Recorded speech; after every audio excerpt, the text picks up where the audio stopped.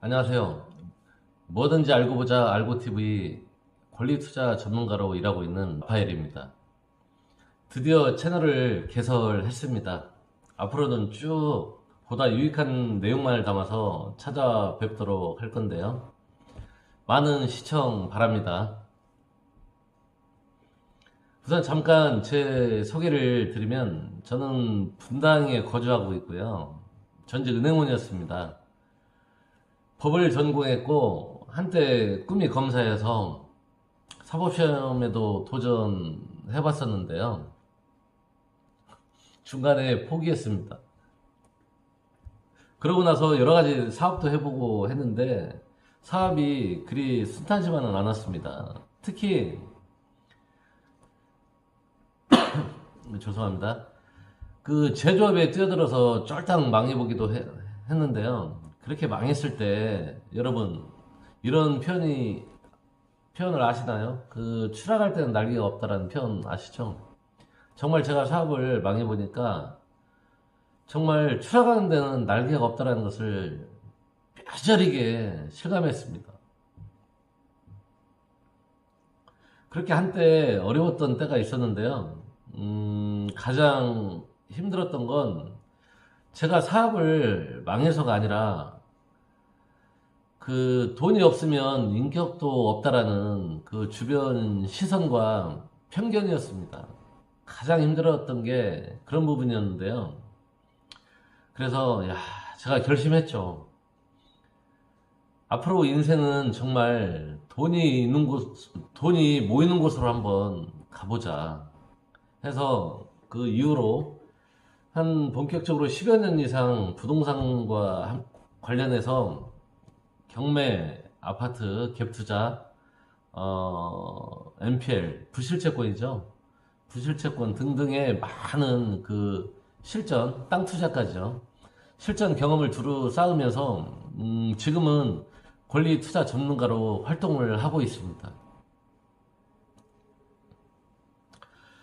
제가 이렇게 이제 일하고 있는 중에 한 번은 그 어떤 모르는 분들이 저를 여러 번 이렇게 찾아오셔서 권리 투자가 뭔지 그 노하우를 어떻게 하면 좀 잘할 수 있는지 그 노하우를 좀 알려달라고 하시더라고요. 그래서 제가 열심히 한번 강의를 해드린 적이 있습니다.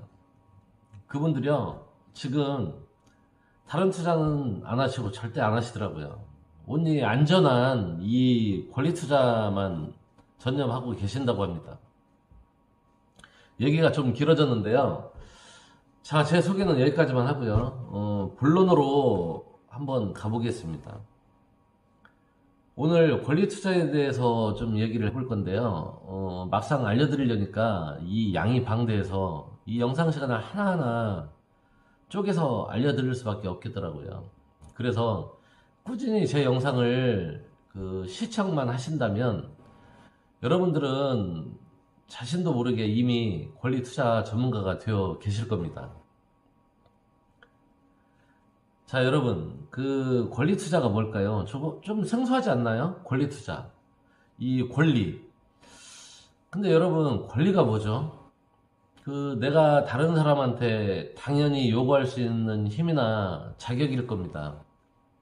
권리 투자는 이렇게 그 내가 다른 사람한테 당연히 요구할 수 있는 힘에 이렇게 투자를 하는 겁니다. 또 여러분, 그 흔히들 재테크 하시는데 이 재테크 하면 뭐가 떠오르시나요? 주식이죠. 또 뭐가 있죠? 상가 임대. 코인이요? 아, 그 하긴 요즘 비트코인도 많이 오르고 있더라고요. 그 이렇게 많은 재테크 방법들이 있긴 한데 여기서 부동산으로 보면 그 경매나 아파트 갭 투자, 땅 투자 이런 것들을 생각하실 수가 있겠죠. 그러면 그 위 권리 투자와 흔히들 우리가 생각하는 재테크와는 무슨 차이가 있을까요? 네, 그것에 대해서 한번 알아보겠습니다. 앞에서 흔히 말하는 재테크를 저는 설명의 이해를 돕기 위해서 일반 투자라고 말씀드리겠습니다. 그 일반 투자는 그 경매로 아파트를 낙찰받는 경우, 그리고 또 땅에 투자를 하는 경우, 뭐 이런 경우들은 결국 그 목적물을 다 샀다라는 의미죠. 이렇게 일반 투자의 공통점은 내가 소유를 한다는 것인데요.